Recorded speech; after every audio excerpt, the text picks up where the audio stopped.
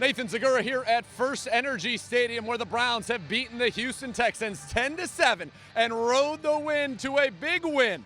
6-3 is where the Browns sit now on the season. 3 games over 500, with the Eagles coming to town next week.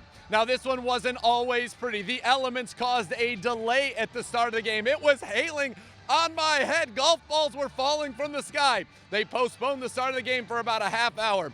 The Browns took the opening kickoff, went down, and got a Cody Parkey field goal. He hit a nice stinger that would have made Tiger Woods proud through the uprights, and the Browns would be up 3-0. Well, with these elements, it was tough for either offense to get anything going. The Browns defense much better on third downs in this one. Myles Garrett with a sack. Larry Ogunjobi with a sack. Garrett, in fact, had a huge play in the first half when it was 4th and goal for the Texans, and he had a big stop as Deshaun Watson tried to run it. That was it for the offense in the first half. It was 3-0 Browns at halftime.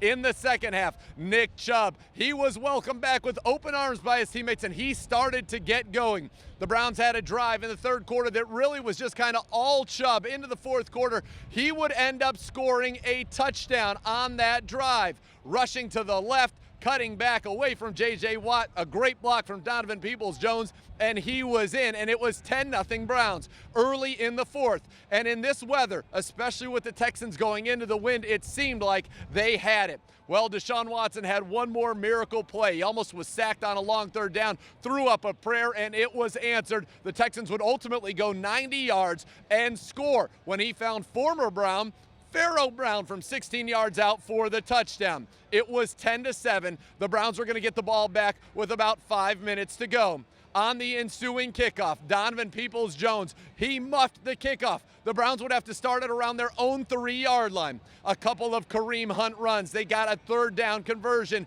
that was critical. They were able to extend the drive. And then another first down on a big run from Kareem Hunt. The Browns had an opportunity to really ice it. One more first down, it would be ball game. They had the ball on their own 40. Kevin Stefanski called a pitch left to Nick Chubb, and Chubb took it all the way down the sideline. He could have scored. He could have made it 17-7, but Nick Chubb, ever the team player, ever the heady player, stepped out of bounds at the 1-yard line. The Texans had no timeouts. They would never touch the ball again. A couple kneels by Baker Mayfield, and it was over. 10-7 Browns. Remember, they were the #1 rushing team in the NFL before Nick Chubb went down with that injury. Well, they are back to that kind of production.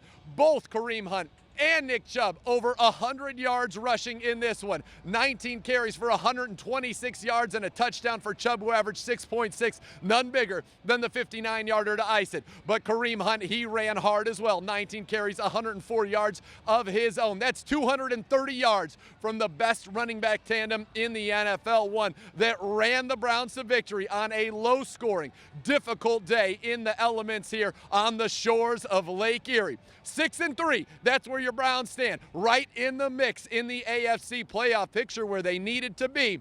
And they get the Eagles, who have been struggling of late, coming to FirstEnergy next weekend as they'll look to go to 1-0 on the week and 7-3 on the year. We'll have a full breakdown for you tomorrow. A Victory Monday edition of Cleveland Browns Daily at 1 o'clock. The Hoff, Joe Thomas, will join Bo Bishop and myself, telling you everything you need to know about this game. Boy, it was cold, but we all feel warmer now. A Browns victory in the books. Signing off from FirstEnergy Stadium, Nathan Zegura saying, remember, keep it tuned to ClevelandBrowns.com and the Browns mobile app for the latest on your 6-3 Cleveland Browns.